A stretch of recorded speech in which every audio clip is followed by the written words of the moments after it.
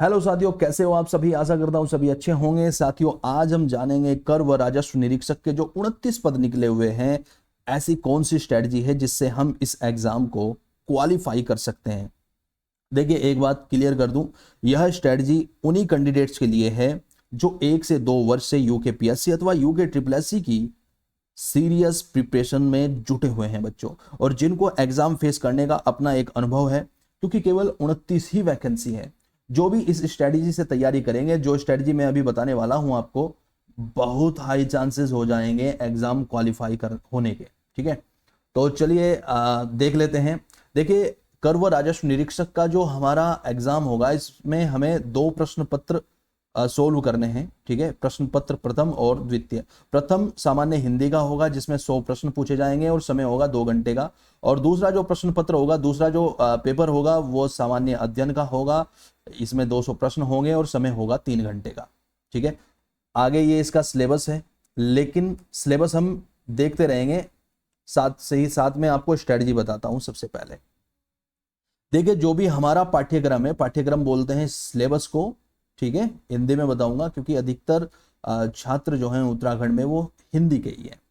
तो जो भी हमारा पाठ्यक्रम होगा, उसे बच्चों हमें 4 भागों में डिवाइड करना है। कितने भागों में? 4 भागों में डिवाइड करना है। ठीक है, 4 भागों में डिवाइड करना है। कौन कौन से? एक तो आपको हिंदी में, ठीक है, पूरे सिलेबस को पहला जो हमारा भाग होगा वो हिंदी होगा। दूसरा जो हमारा भाग होगा वह उत्तराखंड होगा, शॉर्ट में लिख देता हूं यूके। दूसरा जो हमारा भाग होगा वो जीएस फर्स्ट होगा। जीएस फर्स्ट में अपनी तरफ से जीएस को तोड़ रहा हूं। ठीक है, और चौथा जो हमारा भाग होगा वो जीएस सेकंड होगा बच्चों। ठीक है, हिंदी आप सभी को पता है। ठीक है, पहला जो प्रश्न पत्र होगा, पहला जो पेपर होगा वो हिंदी का होगा और 100 अंकों का होगा। ठीक है, 100 अंकों का होगा। ठीक है, उत्तराखंड जो इसमें पूछा जाएगा बच्चों, वो 55 नंबर का पूछा जाएगा। कितने नंबर का? 55 नंबर का पूछा जाएगा। जीएस फर्स्ट 55 नंबर का होगा और जीएस सेकंड पूरे 90 नंबर का होगा। अब आपको कंफ्यूजन हो रहा होगा कि यार ये जीएस फर्स्ट और जीएस सेकंड क्या है, ये मैं आपको समझाऊंगा। तो हिंदी का तो आपको पता ही है कि हिंदी का जो सिलेबस है ना बच्चों हमारा, वो पूरे 100 अंकों का है। ये आप देख सकते हो। हिंदी जो सामान्य हिंदी आएगी, समय 2 घंटे होगा, प्रश्नों की संख्या 100 होगी। ठीक है, 100 होगी, 100, या मैं शॉर्ट में बोल रहा हूँ 100। ठीक है, 100 इसमें प्रश्न होंगे। तो ये सभी के सभी ये यूनिट्स हैं हिंदी की। ठीक है, और हिंदी का जो सिलेबस है ना वो काफ़ी आसान है, और यदि आप प्रतिदिन 1 घंटा भी दोगे ना बच्चों, तो भी आपका ये सिलेबस कंप्लीट हो जाएगा एग्जाम तक। ठीक है, तो इन्हें अगर हम सभी अंकों को जोड़ लेंगे तो ये 100 प्रश्न होंगे, 100 प्रश्न होंगे बच्चों। ठीक है, तो ये तो देख लिया आपने हिंदी का। अब मैं आपको उत्तराखंड दिखा देता हूं। ठीक है, यहां से आप उत्तराखंड देख सकते हो। ये 10 नंबर का उत्तराखंड का इतिहास आएगा, उत्तराखंड की संस्कृति 10 अंकों की आएगी, और उत्तराखंड का भूगोल 10 अंकों का पूछा जाएगा। ठीक है, 30 अंक हो चुके हैं यहां तक। 15 अंकों का उत्तराखंड इकोनॉमी और राजनीतिक व प्रशासनिक परिवेश पूछा जाएगा बच्चों। ठीक है, तो 30 अंक पहले हो चुके थे, ये 45 हो गए। और उत्तराखंड का जो आर्थिक और प्राकृतिक संसाधन है, 10 अंकों का ये पूछा जाएगा। तो टोटल अगर हम कहें ना, 10 10 और 10 30 और 15 45 और 10 55 नंबर का क्या आएगा, 55 अंकों का उत्तराखंड पूछा जाएगा बच्चों। ठीक है, जीएस फर्स्ट में बच्चों हमें 4 सब्जेक्ट रखने हैं। एक भारत का इतिहास रखना है। ठीक है, भारत का भूगोल रखना है। ठीक है, और भारत का जो राज्य व्यवस्था वाला टॉपिक है, संविधान वाला जो पूरा का पूरा टॉपिक है, वह रखना है। और भारतीय जो अर्थव्यवस्था से गिने चुने प्रश्न आएंगे। भारतीय अर्थव्यवस्था अगर आप थोड़ा सा इस पे कम ध्यान दो तो ज़्यादा अच्छा रहेगा, क्योंकि काफ़ी लंबा समय अर्थव्यवस्था में चला जाता है, और अर्थव्यवस्था से मुश्किल से 3 से 4 प्रश्न ही पूछे जाएंगे। ठीक है, तो ये रहेगा जीएस फर्स्ट। ठीक है, और ये 55 अंकों का पूछा जाएगा। आप देख सकते हैं, मैं आपको दिखा देता हूं। ठीक है, यहां से आप देख सकते हैं, 1 मिनट। ये भारत का इतिहास 15 अंकों का है। ठीक है, भारतीय संविधान भी 15 अंकों का है, तो 30 अंक हो चुके हैं। और भारतीय राज्य व्यवस्था और अर्थव्यवस्था, ठीक है, यहाँ अर्थव्यवस्था और भारतीय राज्य व्यवस्था दोनों हैं। तो अर्थव्यवस्था के काफी कम ही प्रश्न यहाँ से पूछे जाते हैं। पहले भी जो ईओ का एग्जाम हुआ था ना, उसमें भी अर्थव्यवस्था के काफी कम प्रश्न पूछे गए थे। तो 10 ये 40 हो जाएंगे, और भारत का भूगोल 15 अंकों का पूछा जाएगा, तो 40 और 15 55 अंक हो जाते हैं बच्चों। ठीक है, तो जीएस फर्स्ट में हम 55 अंक ये अलग रखते हैं, और जीएस सेकंड, यानी जो इन चारों सब्जेक्ट से अलग जितने भी टॉपिक हैं वो बच्चों 90 नंबर के हैं, और हमारी हिंदी, हमारा उत्तराखंड और हमारे ये 90 नंबर ही बच्चों सिलेक्शन निकालेंगे इस एग्जाम में। ठीक है, इस एग्जाम में अगर सफलता चाहिए तो उत्तराखंड के बहुत सारे ऐसे स्टूडेंट्स हैं जो इस पूरे के पूरे पोर्शन को इग्नोर करेंगे, इन 90 नंबर को इग्नोर करेंगे, और अधिकतर जो हमारे उत्तराखंड के जो छात्र हैं ना, जो स्टूडेंट्स हैं यहाँ के, वो इतिहास, भूगोल, राज व्यवस्था और अर्थव्यवस्था पर ही फोकस करते हैं। ठीक है, ये जो 90 नंबर है ना, इन पर फोकस ही नहीं करते। आइए मैं बता देता हूं कौन से हैं ये 90 नंबर। ठीक है, देखिए, अंतर्राष्ट्रीय, राष्ट्रीय एवं राज्य के महत्व की समसामयिक घटना। ठीक है, ये आपको तैयार करनी है, ये 20 अंकों की होने वाली है। खेल कूद, खेल कूद 10 अंकों का होने वाला है, ये आप देख सकते हो। ठीक है, सिलेबस में व्हाट्सएप ग्रुप में सेंड कर दूंगा ये। और यहां से आप देख सकते हो सामान्य विज्ञान, प्रौद्योगिकी एवं पर्यावरण, जो कि हमारे उत्तराखंड के छात्रों का बहुत ज्यादा कमजोर होता है, ये 20 अंकों का पूछा जाता है। भारतीय कृषि, हालांकि ये भारतीय कृषि जो है ना, भारतीय भूगोल और भारतीय अर्थव्यवस्था से कंप्लीट हो सकती है। ठीक है, तो ये 10 अंकों की है। और शहरीकरण के विविध आयाम कहाँ से पढ़ा जाएगा ये मैं बताऊंगा अभी, ये 20 अंकों का है। और आप देख सकते हो लास्ट में है सांख्यिकी, ये 10 अंकों की है। तो ये कुल मिलाकर बच्चों 90 अंकों के हो जाते हैं। ठीक है, 29 वैकेंसी है, और 29 वैकेंसी में आपको 235 प्लस का टारगेट छूना ही होगा। पहले जो ओबीसी की जो मेरिट गई थी ना, वो 218 गई थी, और वैकेंसी कितनी थी, 90 के आसपास थी। ठीक है, जनरल कैटेगरी का मेरे याद नहीं है, जनरल कैटेगरी की थी शायद 222 या 23 के आसपास थी। तो कोई भी कैटेगरी हो, आपको 235 अपना टारगेट रखना ही होगा बच्चों इसमें। ठीक है, कर व राजस्व निरीक्षक परीक्षा में अपना टारगेट 235 प्लस रखना ही होगा। हिंदी जो ये 100 अंकों की है ना, 100 अंकों की है ये हिंदी, इसमें अपना टारगेट आपको बना के ही चलना पड़ेगा 90 प्लस का। ठीक है, 90 प्लस। और जो इसका सिलेबस है ना, जो इसका पाठ्यक्रम है हिंदी का, वो बहुत ज्यादा आसान है। 1 घंटा अगर आप प्रतिदिन भी थोड़ा सा सीरियस होकर दोगे ना, 1 घंटा, ठीक है, तो आपकी हिंदी में 90 प्लस आराम से आ जाएंगे। लेकिन आपको केवल पढ़ना ही नहीं होगा इस परीक्षा में, इस परीक्षा में आपको पढ़ना होगा और ज़्यादा से ज़्यादा एमसीक्यूज की प्रैक्टिस करनी होगी, या फिर जो प्रैक्टिस सेट्स होते हैं उनकी प्रैक्टिस करनी होगी। मैंने कोर्स में जो एप्लीकेशन है हमारा, उस पर मैंने प्रत्येक चैप्टर के, चाहे वो हिंदी का हो, उत्तराखंड का हो, जीएस का हो, मैं प्रैक्टिस सेट बनाता जा रहा हूँ और उन्हें अपलोड कर रहा हूँ। ठीक है, जो भी बच्चे पहले इस स्ट्रेटजी को देख लेना, आपके पास अगर आपके नोट्स हैं, आपकी बुक्स हैं, वहां से अगर आप कवर कर सकते हो तो बहुत अच्छी बात है, बहुत ज़्यादा अच्छी बात है। अगर आपको भारी लग रहा है कुछ भी, तो कर व राजस्व निरीक्षक का मैंने ऑलरेडी पहले से ही कोर्स बना दिया है। ठीक है, आज से 15-20 दिन पहले बना दिया था, और उसमें कंटिन्यूटी के साथ में मैं हिंदी, उत्तराखंड और जीएस की क्या है वीडियो अपलोड कर रहा हूँ। तो वहां भी आप जाके क्या कर सकते हैं बच्चों, कोर्स परचेज कर सकते हैं। ज़्यादा महंगा नहीं है, बहुत सस्ता है। ठीक है, और उसी कोर्स में आपको ये प्रैक्टिस सेट मिल जाएंगे, हिंदी का भी, उत्तराखंड का भी, जीएस का भी, और जीएस सेकंड का भी, जीएस फर्स्ट, जीएस सेकंड, इन सभी के मिल जाएंगे आपको। ठीक है, ऐसा नहीं है कि एकदम आप जाओगे वहां और आपको जीएस फर्स्ट के सारे प्रैक्टिस सेट उसमें धीरे धीरे अपलोड हो रहे हैं, और एग्जाम तक सभी अपलोड कर दिए जाएंगे। ठीक है, हिंदी 100 अंकों की मैंने बताई है, टारगेट आपको 90 प्लस का रखना पड़ेगा, हर हाल में रखना पड़ेगा, चाहे आप अपनी बुक से पढ़ रहे हो, नोट से पढ़ रहे हो, या फिर पढ़ रहे हो आप किसी भी संस्थान में, किसी भी ऑनलाइन या ऑफलाइन संस्थान में। ठीक है, ये जो उत्तराखंड है, ये जो 55 अंक है, इसमें आपको टारगेट रखना होगा बच्चों 45 का, कम से कम 45 का। अब अगर आपके मन में यार 55 में से 45 कहाँ से आ जाएंगे, या 100 में से 90 कहाँ से आ जाएंगे, तो भैया 29 वैकेंसी है, ये टारगेट तो लेके चलना पड़ेगा आपको। अगर नहीं चलोगे तो इसमें फेल हो जाओगे। ठीक है, सीधी सी बात है। तो 45 के आसपास का टारगेट, मैं तो कहता हूं 45 प्लस का टारगेट आपको लेके ही चलना पड़ेगा उत्तराखंड में। और यूकेपीएससी है ना, यूकेपीएससी इस परीक्षा को लेगा, तो यूकेपीएससी ज्यादा भारी प्रश्न नहीं बनाता उत्तराखंड के, तो 45 आ जाएंगे आराम से, अगर आप थोड़े भी सीरियस हो गए तो। ठीक है, जीएस फर्स्ट में बच्चों आपको 55 में से 40 अंकों का टारगेट लेकर ही चलना होगा, ठीक है। और इसी प्रकार जीएस जो सेकंड है उसमें 90 में से 60 अंकों का, ठीक है। 60 मैंने इसलिए थोड़ा कम रखा है ये, क्योंकि ये पोर्शन पहले से ही बहुत ज्यादा कमजोर है उत्तराखंड के छात्रों का, ठीक है।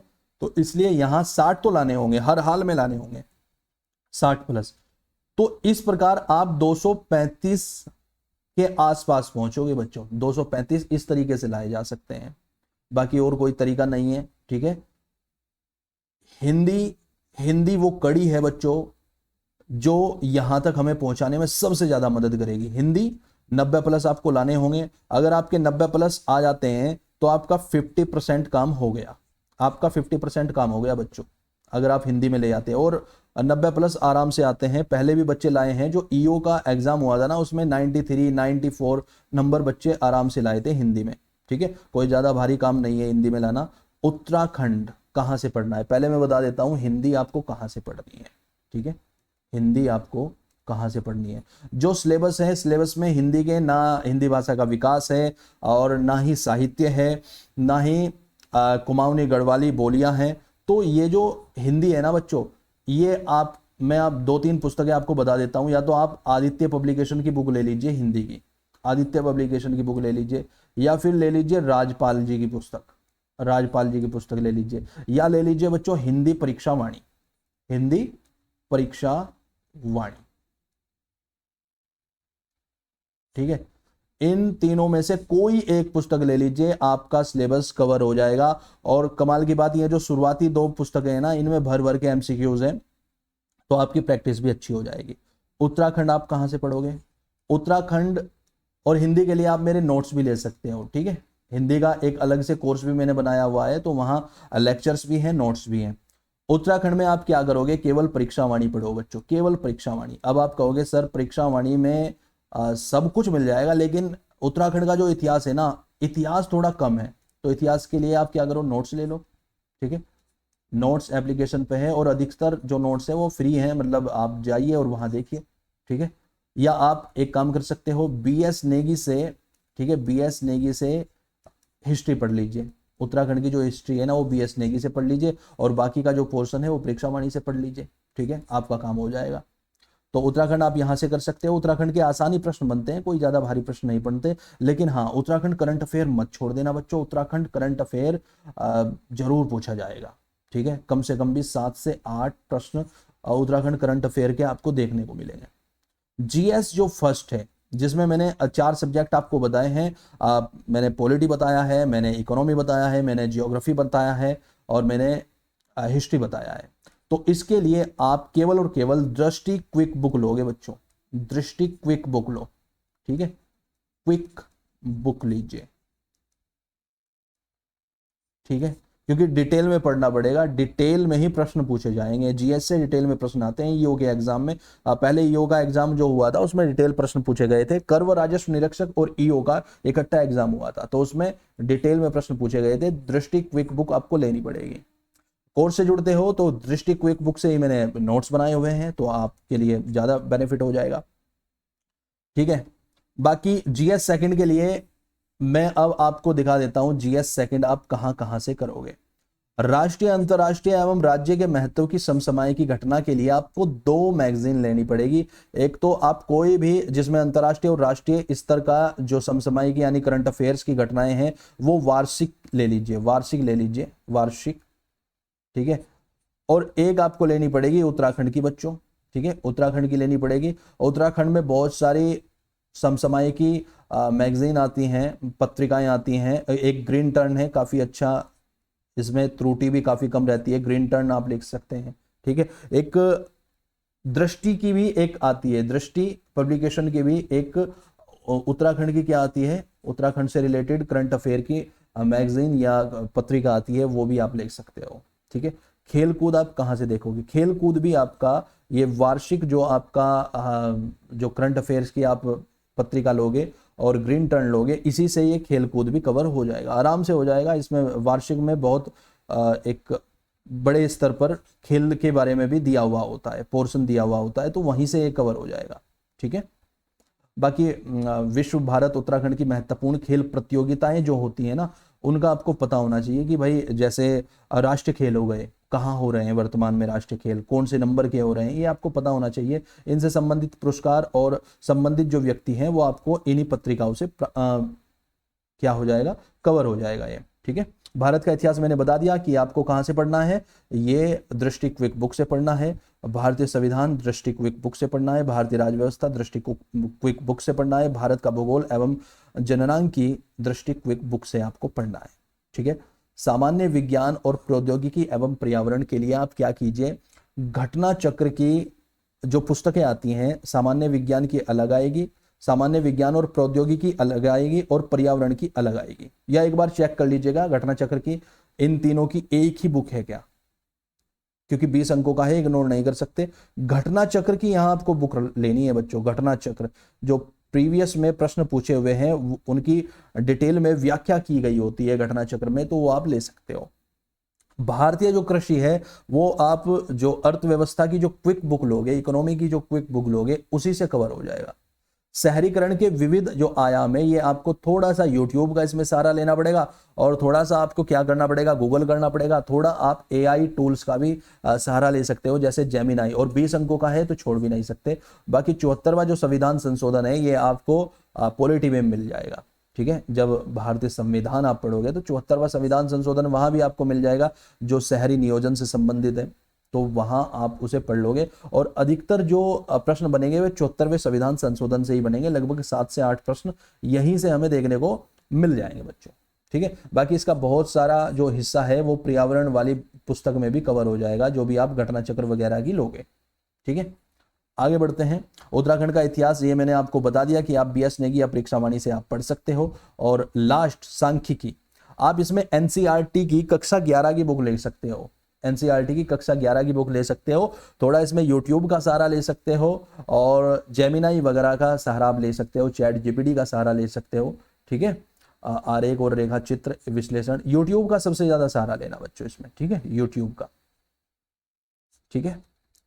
तो इस प्रकार आपका ये जो सिलेबस है ना वो कवर हो जाएगा बच्चों। हिंदी का मैंने आपको बता ही दिया कि राजपाल जी की जो बुक है या आदित्य जी की जो बुक है वो आदित्य पब्लिकेशन की, वहां से आप ये पढ़ सकते हो बच्चों, ठीक है।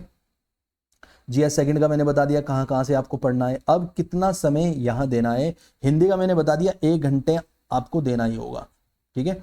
उत्तराखंड में बच्चों 2 घंटे देने ही होंगे।